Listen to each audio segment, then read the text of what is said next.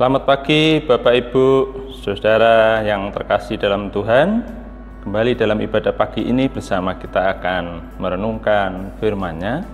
Mari kita berdoa mohon pimpinan Roh Kudus. Kami bersyukur ya Tuhan atas pagi yang indah ini. Kembali kami boleh beribadah dan kami akan mempelajari firman-Mu. Kiranya Roh Tuhan menuntun kami semua. Dalam nama Tuhan Yesus kami berdoa. Amin. Bapak Ibu, Saudara yang terkasih dalam Tuhan, firman Tuhan pagi ini, bacaan kita terambil dari Injil Matius pasal 13 ayat 24 sampai 30, dilanjutkan ayat 36 sampai 40. Saya akan membacakan bagian ayat 40 yang demikian. Maka seperti lalang itu dikumpulkan dan dibakar dalam api, demikian juga pada akhir zaman.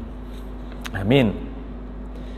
Saudara, minggu ini kita masuki pekan wanita dalam bulan keluarga. Dalam bacaan kita diceritakan di Galilea itu tumbuh semacam lalang yang daunnya hampir sama dengan daun gandum. Ketika kedua tumbuhan itu masih kecil, hampir tidak bisa dibedakan. Dan hal ini membuat para petani mengalami kebingungan karena antara gandum dan ilalang ketika masih kecil mirip. Akan tetapi ketika bulirnya sudah mulai muncul, maka baru dapat dibedakan karena bulir gandum dan bulir lalang itu berbeda. Nah, di sisi lain, akar lalang itu selalu mengait erat dengan akar gandum, sehingga ketika lalang dicabut, maka dengan sendirinya gandum pun akan ikut tercabut. Nah, para petani menyebut lalang sebagai musuh karena mengganggu pertumbuhan. Maksud dari perumpamaan ini, selama firman Tuhan masih ditaburkan di dunia, selama itu pula iblis berusaha untuk menghancurkannya. Artinya, kebaikan itu akan terus tumbuh di dalam bumi ini bersama dengan kejahatan. Tetapi bila saat menuai tiba, gandum akan dipisahkan dari lalang, gandum dibawa pulang, lalangnya diikat lalu dibakar. Nah, fokus pengajaran Tuhan Yesus melalui perumpamaan ini ialah tentang penghakiman akhir. Tuhan Yesus sendiri yang akan memisahkan gandum dari lalang, kebaikan dari kejahatan. Dan umat Tuhan adalah benih gandum yang tumbuh dari hasil taburan Tuhan pemiliknya, Tuhan Yesus Kristus. Namun meskipun demikian, iblis tidak tinggal diam. Ia juga menaburkan benih kejahatan di dunia ini. Nah, keadaan ini menuntut umat Tuhan untuk selalu waspada dan berhati-hati, karena mungkin sulit untuk membedakan mana lawan, mana yang beriman sejati, dan mana yang beriman semu. Bapak Ibu Saudara yang dikasihi Tuhan, sikap waspada dan hati-hati itu harus juga ditanamkan sejak dini dalam keluarga, karena keluarga itu merupakan komunitas terkecil dalam masyarakat yang membentuk jati diri setiap pribadi. Dalam keluarga, mari kita perhatikan, wanita itu mengambil peranan yang sangat penting.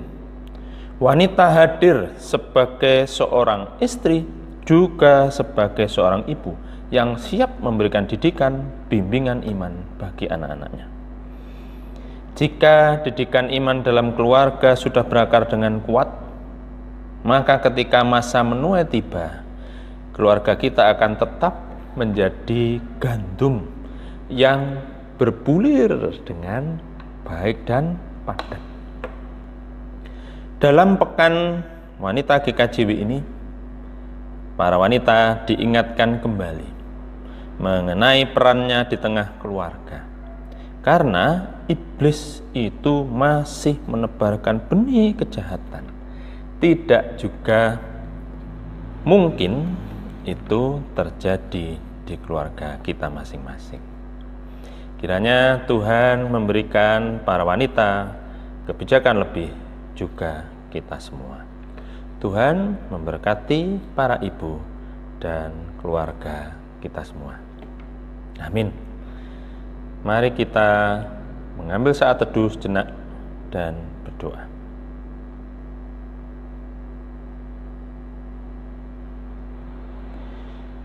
Ya Tuhan, Allah Bapa kami yang penuh kasih, kami bersyukur Tuhan memberikan para wanita di keluarga kami. Tuhan memberikan ibu di keluarga kami masing-masing. Kami berdoa untuk para ibu yang kami kasihi. Tuhan memberkati mereka satu persatu, karena para ibu ini yang lebih dekat dengan anak-anak untuk membimbing, mendidik, menanam dengan firman-Mu, sehingga pada saatnya nanti kami keluarga boleh menuai sesuatu yang baik dan menjadi gandum yang memang menyenangkan dan dipilih oleh-Mu. Terima kasih Bapa, dalam nama Tuhan Yesus kami berdoa. Amin. Saudara, demikian apa yang bisa kita pelajari dalam ibadah Minggu pagi ini. Selamat hari Minggu. Tuhan memberkati.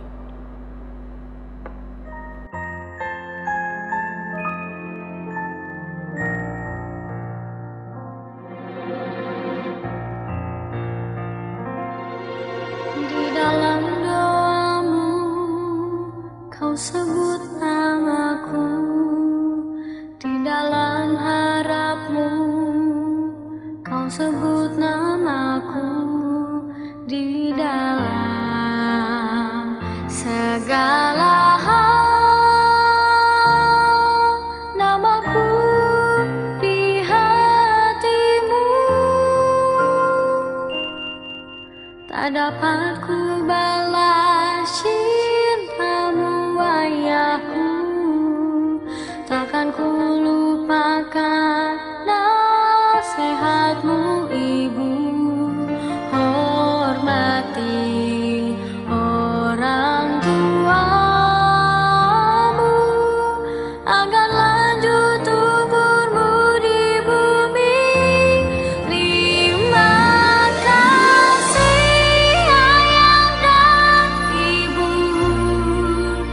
kasih sayangmu padaku, pengorbananmu meneteskan selalu untuk kebahagiaanku. Tuhan lindungi ayah ibuku, dalam doaku berseru. Tetes air matamu yang kau tabur di tuai bahagia.